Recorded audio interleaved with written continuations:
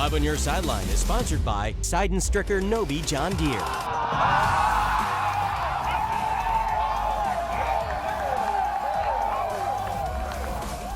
Welcome into Five on Your Sideline. I am Corey Miller, and while it may be the last week before playoffs begin, the schedule delivered us some of the best football matchups of the entire year tonight. And we're going to get right to it. Teams from each side of the river, both with some of the toughest schedules in the entire country, and they faced off in a heavyweight battle. Of course, I'm talking about East St. Louis and De Smet. The Flyers have taken on multiple nationally ranked schools all over the country and some of the best Missouri has to offer. De Smet faced Florida Power, IMG Academy, and defending state champ St. Mary's on top of their already tough slate. But for these powerhouses, there's no other way to prove your worth. It has been a challenge, and we've been tested every single week, and some weeks we've responded and some weeks we haven't, but we sure learned a lot, and we as a group know what we're trying to do, and this challenge schedule has brought issues to the surface, and we know what we need to do to make a run, and now the question is, can we get it done? All right, so let's hit the highlights for this heavyweight bout. First up for the Flyers, it's going to be Larevius Woods. He rumbles his way into the end zone for the touchdown. 8-0 East Side after the two-point conversion. Then it's going to be Christopher Bennett Jr. He gets the carry, and he's going to find pay dirt. Flyers go up 16-0. But you know this wouldn't be an East St. Louis highlight without Robert Pops Battle getting in on the action too. He finds his receiver, Jesse Watson. Absolutely perfect connection in the end zone. De Smet put up a fight against the juggernaut Flyers, but East Side wins 40-10. Flyers finished 7-2 on the regular season. Their only losses came to out-of-the-region opponents. Now we'll get to Cardinal Ritter versus SLU highlights in just a second, but there was some business to take care of before kickoff. Ritter senior safety and running back, and well, Mr. Do-It-All, Marvin Burks Jr. made his college decision, and he's heading to Ole Miss. Mizzou was on his final list, but Burks is heading to Oxford to play for Lane Kiffin and the Rebs. Okay, highlight time. Lots of star power here. Burks, of course, who I mentioned for Ritter, and there's Ryan Wingo for SLU. But it's Burks' night, so it's only right he gets the first highlight. You see what I did there? And he makes the most of that carry. Through the defense, hits the afterburners, dives for the pylon, he's in. Ole Miss is getting a good one, folks. Ritter can make some big plays on defense, too. This is going to be Lawrence McConnell coming right at you. He flies in. He gets the pick over Wingo. Great play there. Ritter goes on to beat SLU 44-0. That caps off an undefeated regular season for the Lions. All right, we already saw one huge Cross River battle. Now let's do another. Edwardsville visiting CBC and some awesome pink unis you saw for the cadets. First highlight, though, goes to Edwardsville. Jake Curry finds Dion Gaston deep, and he finds the end zone. CBC was up by 3 at that point, but the cadets say we can do that too. Cole McKee throws that one deep, and it's hauled in by one of the cadet studs. Jeremiah Love, he does the rest. He's going to hit the celebration. We've seen this before, and CBC goes on to win over Edwardsville 44-17. Cadets finish 8-1 on the season. Hazelwood Central had the tough task on the road at the Cat Pound of Eureka. Fast start for the Wildcats, and they go with the play that almost always works well. Get the ball in Kevin Emanuel's hands and let him get in the end zone. And you know what? That works so well, I think they're going to do it again. They did do it again. Emanuel gets 6 one more time. Eureka gets the big win over Hazelwood Central, 39-2. Tackle Hunger is sponsored by Neighbors Credit Union. Here you belong. So you saw the great action from all over the area tonight, and now let's get to the big rivalry game we spotlighted as our game of the week. And for Parkway West and Summit, it was the battle for the old walking stick. While the old walking stick is a fairly new rivalry trophy, the battle for it is fierce. It gets updated with the winning team's colors after each regular season face-off, and the Longhorns and Falcons both wanted to finish their regular season strong and hoist that trophy tonight. We got a trophy and everything. It's an old walking stick that I found in my parents' backyard, and Coach Duncan and I have kind of created that into a trophy game for it every year. In the playoffs, we beat them. Yeah. We should have gotten the stick. We didn't. I don't know what happened with that, but this year we get the stick. It'll be fantastic. Oh yeah, always got to keep it in maroon. All right, there is that old walking stick everybody's been talking about. Summit trying to retained possession of it this year, and this guy can find the end zone. Summit's Elijah Stevens is just a junior, but he's already the school's all-time leading touchdown scorer. Add another one on. Huge run for the Falcons, but Parkway West, they can break off some big runs too. This is going to be Trenton Livingston. He breaks through the line, and he makes the house call. Huge TD for the Longhorns. And oh man, this one lived up to Game of the Week status. Summit scored with time winding down. They kicked the extra point, and they would win 22-21 over Parkway West. Wow.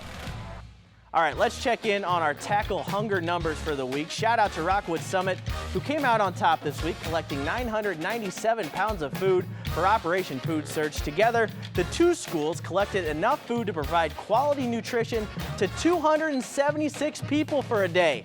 So far this year, Tackle Hunger has collected nearly 37,000 pounds of food for people in need. All right, let's flash it back real quick for a second. You saw Cahokia's Nick DeLoach light it up against Altoff last week, so we caught up with the Mizzou commit after his big game on both sides of the ball. And this is a well-rounded kid, a 4.6 GPA student, an all-state wrestler, a state champion in the triple jump, and he high jumps at 6'4". So why play 3 sports? Some people might get bored playing the whole one thing the whole all year round. It's just fun, switching through them, so you don't get tired of one sport. And then it just helps you better, it correlates together and just helps you for the next sport. A down-to-earth, humble kid. Anybody, if I had a daughter, I'd let him date my daughter. So he's such a humble, smart, intelligent young man that any program would be blessed to have a Nick DeLoach. Well, there are still a few weeks until we'll crown new state champs in football, but this past week it was time for the tennis stars to shine in Missouri, and one senior from Parkway South has quite a lot to be proud of. On the court, you're not sneaking much past Parkway South senior Kaylee Buckles. I feel really confident in my slices, and I feel really confident in my backhands, up the line. And this year, nobody in the state could get the better of her. Buckles finished off an undefeated season with a Class 3 state title for Parkway South, the first woman to do that in the school's history. It's just kind of crazy to me. It doesn't feel real so far, to be honest with you. I just feel really proud of myself in that I'm representing this school in a really good way. But it didn't come without some drama in the championship game. I was down 4-2, and I just felt like if I just kept being patient instead of going for shots I know I just can't make, just trying to end the points, that I would eventually come back, and I did. It was, one of those matches that could have gone either way, but she really showed some great perseverance and found her way through that match. And now with her senior season capped off with an undefeated state title run, Buckles now gets to do what she loves most at the next level, for the University of Nebraska, Omaha. Just been a goal of mine, especially to compete at a Division I level. That's been my dream since I was 13, and it's just crazy that it's just happening to me. My goal in life was to compete in college, to play tennis at that level. And now that I have, I know that I am, it's just kind of surreal to me. Well, I know I've hated the Blues schedule to start this year, and guess what? They have too. We'll hear from the guys before they lace them up in Edmonton, coming up next.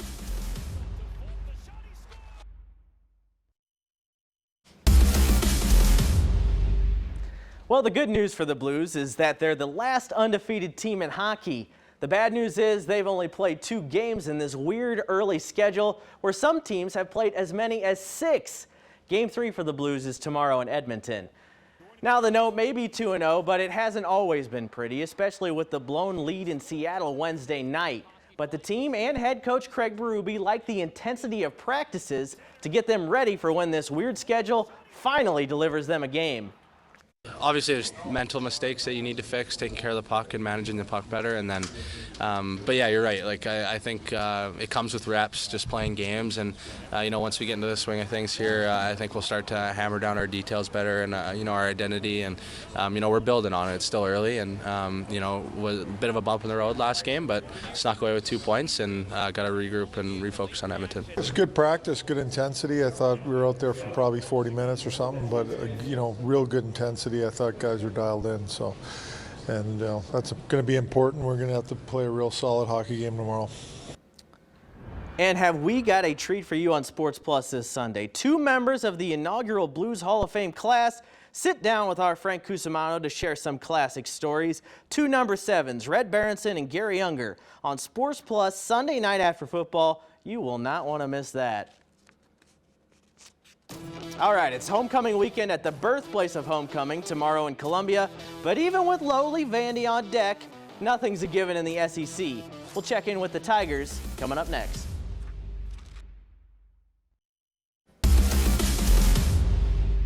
Well, at least one of these guys is going to have a stress-free weekend. Brett Bielema has his ranked Illini sitting pretty on a bye week, and Eli Drinkwitz and his Tigers absolutely can't afford to lose to Vanderbilt for homecoming tomorrow. But it can happen. I was actually in the stands in Nashville for this abomination of a Mizzou loss to Vanderbilt in 2019. Now, the Tigers have been close to a few huge wins this season, but close doesn't cut it, and Drinkwitz is done settling for close. There are some key areas that we really need to improve on if we want to go from where we are to where we want to be. And so we've really been harping on those. And I didn't see any flinch or blink in our guys. It was, yes, sir, let's go do it. Let's go fix it. And that was it. Homecoming at Mizzou, nothing like it. That'll do it for 5 on your sideline tonight. I'm Corey Miller. Good night, St. Louis.